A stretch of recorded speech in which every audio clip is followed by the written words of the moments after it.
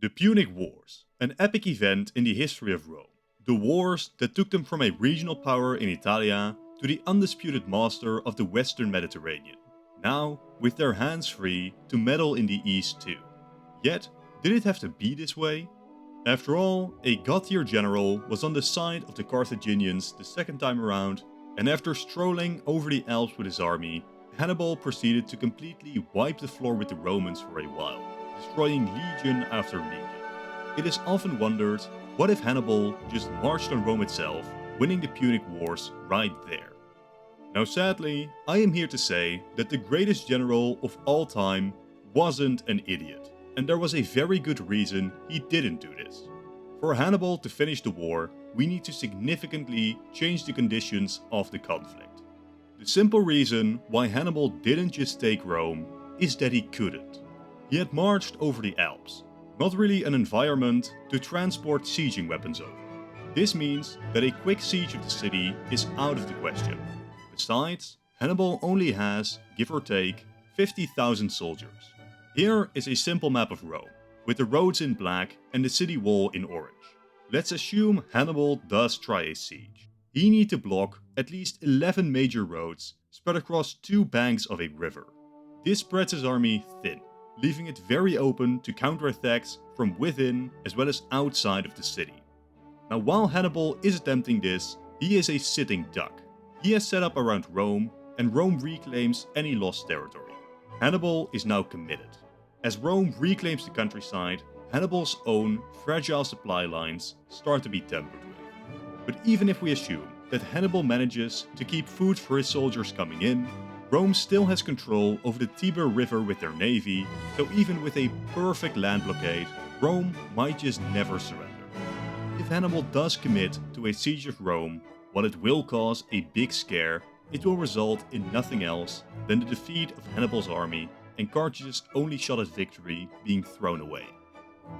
The only way for Hannibal's campaign to result in the capture of Rome are major and consistent Carthaginian or Macedonian resupplies and reinforcements. Unfortunately, in the short term, this is impossible. Rome's naval supremacy was complete at the start of the war, and Rome was very aware of the risks. A big part of the Roman navy was ensuring that Macedonia couldn't try anything funny. Yet, even if we do manage to get Macedonia fully involved, sending major forces to support Hannibal in Italia, their own rivals will likely smell weakness in the water, and the future of Macedonia itself suddenly becomes very uncertain. No, victory for Carthage cannot be simple. Carthage has to do the impossible. They need to outlast the Romans, which is far from an easy feat. In my mind, the most realistic route for a Carthaginian victory looks something like this. Carthage starts a bigger naval program before the war, nowhere near enough to actually gain naval supremacy yet, and then Hannibal still goes on his adventure in Italia. The goal here is not to have him conquer Rome, but simply keep them distracted for as long as possible. Since in our timeline, he already managed to do so for about 15 years, just let him do the same here. While this is going on, both in real life and in this alternate timeline, the real conflict is in Iberia. Silver from Iberia was the only thing propping up the Carthaginian economy, especially with the Roman navy stifling trade. Reinforcing Hannibal wouldn't be enough without naval supremacy, so don't waste too many resources doing that. The war in Iberia is still a difficult one to win, but it's not impossible for Carthage to achieve. If Carthage manages to put all their effort into sending forces to Iberia, eventually managing to weaken the Roman blockade over the region as well, they might be able to win. The specifics of how this happened doesn't really matter too much. Hannibal puts pressure on Rome, Rome diverts forces away from Iberia, and Carthage manages a knockout punch on the Roman forces in the region. Now with this, we are still far from a situation where Hannibal can easily overpower Rome, but it's enough to make even Rome think twice about continuing the war, as Rome's naval supremacy is slowly being called into question, and Hannibal continues to pester the Roman countryside. After years of suffering defeats to the Carthaginians, the Senate decides to admit defeat and negotiates a treaty with Carthage. Now importantly, despite their successes, Carthage, by this point, is bankrupt too, and it will be even more so if they actually commit to fully destroying Rome. The peace deal, therefore, is likely not a destruction of Rome. Rome has to recognize Carthaginian hegemony in Iberia, the Mediterranean islands are likely placed back under their control, and perhaps most importantly, Hannibal sets up a rival Italian confederation amongst the southern Greek city-states. Hannibal is very upset that he couldn't fully destroy Rome, but for anyone sad that I'm not covering that scenario, don't worry, there is no reason that Hannibal can't get back for a round 2. And thus, the post-war world is born, and things aren't going too well for Rome. Yet, there is still hope. They still have a powerful state, and they have avoided being vanquished in the short term. The fate of the fledgling great power is now in the hands of one man. You know him, you love him, it's Hannibal. I'm sorry for the quick intermission, but by far most of you aren't subscribed. To keep up to date with all the latest releases, consider doing so. Thank you. Now towards the end of this conflict, Hannibal is around 40 years, which is the perfect age for a political career. Combine this with his massive personal control over Iberia and now Italia, and with it, control over the rich silver mines, and suddenly, Hannibal is now the most powerful man in the Western Mediterranean, with insane personal wealth and prestige. This leaves us two directions for this scenario. Within Carthaginian politics, the nation spills into two camps. The first are the Barcids, named after Hannibal Barca. They are filled with the young and ambitious. They run on stamping out corruption, as well as planning to raise another army to finish the job in Italia. Opposing them were the Old Guard, led by Hanno II. They dislike Hannibal and what he stands for, and the cost of victory over Rome. They hate Hannibal's anti-corruption plans, probably because they were quite corrupt themselves. It is exactly because of this Old Guard, who care more about their own profits than the fate of the Republic, that winning the Punic Wars is even so difficult for Carthage. From the perspective of these old elites, Rome has been defeated and Carthage is on top. What is the point of listening to this warmonger and committing to a costly third war? So, the scenario now splits in two. In the first one, the old elites come out on top, and in the second one, Hannibal will emerge victorious. Now sadly, we don't know too much about the Carthaginian political system, so I won't go into too much detail. In our timeline, after Carthage's defeat, Hannibal did manage to come out on top. But just look at this map. Obviously, in this situation, listening to the radical top-tier general is probably the only way to maybe prevent full destruction. In this alternate timeline, the motivation for the Carthaginian elite to back Hannibal are far fewer. For them, Rome has been tamed, let's just get back to making money. Therefore, it is not difficult to imagine the combined power of the old elite managing to curtail the influence of Hannibal. At best, he is ignored, at worst, he is banished. Assuming he isn't banished, he would still be the most powerful single man in Carthage, but political power is kept beyond his grasp. Carthage basically starts pretending that the Punic Wars never happened, as they return to their pre-war ways. Now, if something like this occurs, over the span of decades, Rome starts to rise again. Silently at first, very aware of the risk of giving the Carthaginians an excuse to invade again. But rise they do. Eventually, Cisalpine Gaul is placed under their control, and the army and the navy start to build up again. While this is happening, Carthage remains complacent. Their armies and navies shrink. They continue to rely on bought mercenaries rather than their own armies. Their province of Iberia proves a bit costly in the long term, as Carthage and the natives continually clash at the edge of colonization. Over the span of a literal century, Rome slowly gains the upper hand until an invasion of the southern Italian states is launched. It is quite possible, depending on how complacent Carthage has become, that they don't even respond to this, besides telling Rome that this is the final straw. You know, That great tactic that always works when dealing with aggressive, expansionist powers. So eventually, Rome becomes confident enough again. Hannibal has passed away decades ago, and it is very doubtful that this Carthage produces another general of his caliber. The strait to Italy is crossed, and the Third Punic War has broken out. I expect this war to mostly be a rerun of the first, where Rome goes all in for a third time to defeat their great rival, eventually managing to defeat them again. After this first Roman victory, they would spend yet more decades truly finishing the job. Now, while you may think, so Rome rises anyway, who cares, we return to our own timeline, the fact that Rome rises a century later very much matters.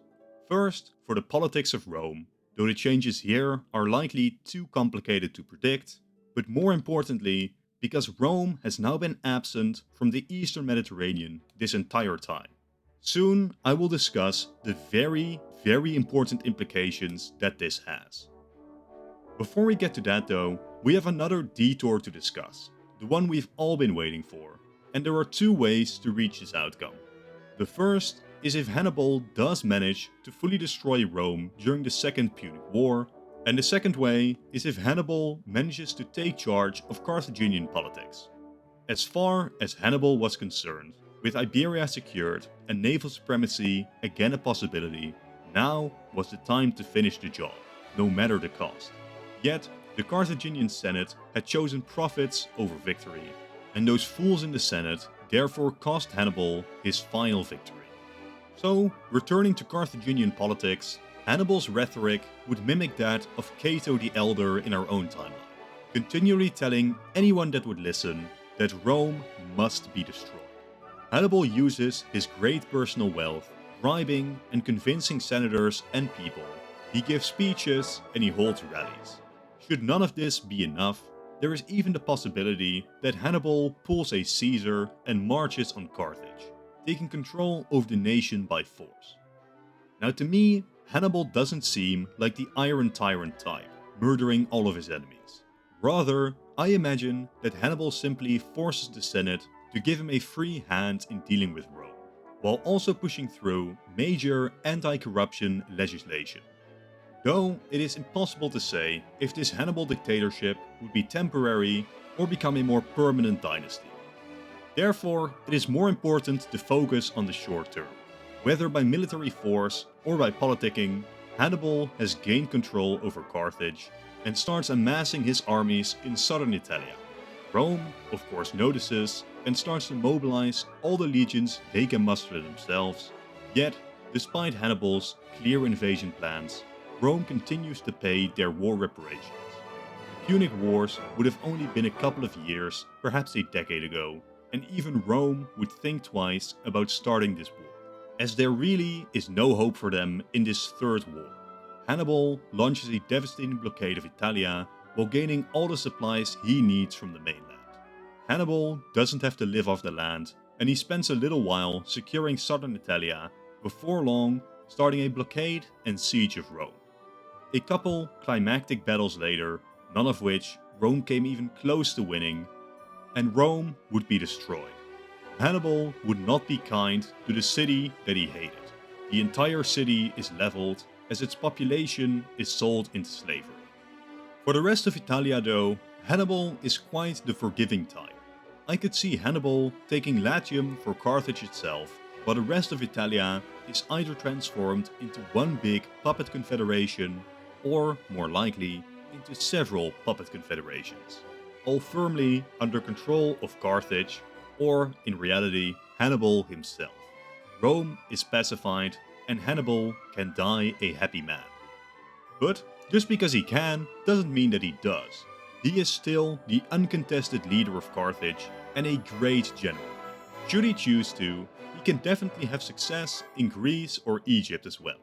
But there seems to be little historical evidence that he had these kinds of ambitions. While for Rome it was very natural to cross into Albania and Greece as the next course of conquest after they pacified the West, for Carthage such expansions are far farther away from their core territory. More than likely, Hannibal simply settles into political life as the leading man of Carthage. From here, the standard points of a Carthage victory play out. The Carthaginian Republic, or Barca Empire, depending on how much Hannibal takes control, becomes the foundation of Western Mediterranean civilization, compared to Rome, which brought a very forceful way of civilization to the region. In comparison, Carthage is far more subtle and slower. Carthaginian culture continues to slowly but steadily spread as outposts are created and turned into cities and perhaps even states at some point. Roughly, over the course of literally centuries, Carthaginian hegemony over Iberia is secured, likely roughly up to the Pyrenees. Italia, likewise, might be secured up to the Alps, and the southern Gallic coast is also under Carthaginian influence. Now keep in mind that this isn't some unified Carthaginian empire. Carthage's influence would be different state by state. If Hannibal's control was more permanent, Carthage may have some more direct control over some of these territories, but the rough outline of Carthage's empire is similar. But the process of getting it together is rather tenuous. We know from Roman history that migratory tribes regularly come across Gallia, Italia, and Iberia. Even the militaristic Rome struggled to deal with several of these. Now imagine if a decentralized, militarily weaker Carthage had to deal with these issues. The southern Gallic states and cities are the most threatened by these invasions, but the issue extends further. A natural expansion path we see regularly for these tribes are them marching into Iberia. There are definitely a lot of timelines where Carthage would lose Iberia to such an invasion, and I'm talking in a time span of centuries here. It is not unthinkable that in those kinds of timelines, the fall of Iberia and Gallia may be the trigger for a broader Carthaginian collapse. By this point though, we are so far into the future, there is really no way to tell how Carthage would deal with threats like these.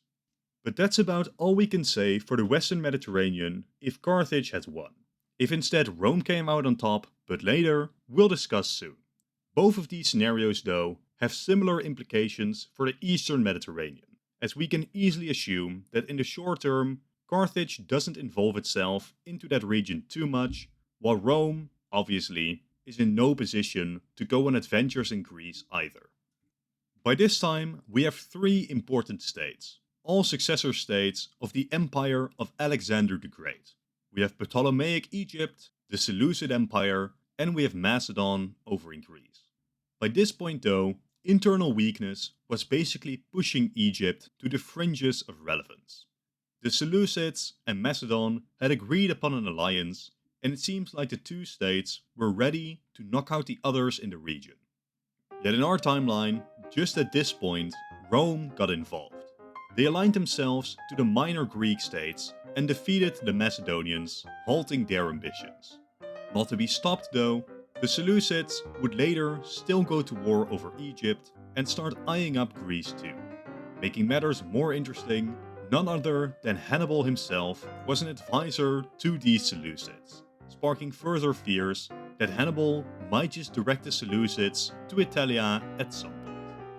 So Rome got involved in a war against these Seleucids, putting quite literally all they had into it. The power of the Seleucids cannot be understated. This war was a real struggle for Rome, yet they achieved a decisive victory. Rome had basically ruined the Seleucid Empire in one single conflict, settling the state with gigantic war reparations, further crippling the state. Decades later, we would see another incident as the Seleucids marched on Egypt again, looking likely to conquer the region. Yet, a Roman envoy asked for a meeting with the Seleucid king. The envoys informed him that the Roman Senate demanded that the Seleucids stop the war. The king was stunned, even more so when the Roman envoy drew a line in the sand around the Seleucid king. The Senate demanded an answer now.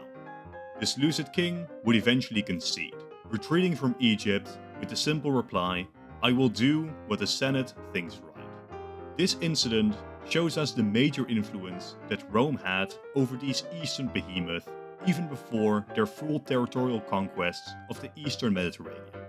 This leads us back to our alternate timeline.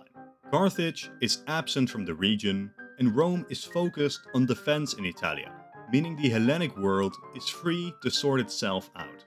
Macedon manages to consolidate Greece, looking outwards to further expansion. The Seleucids, though, are more interesting.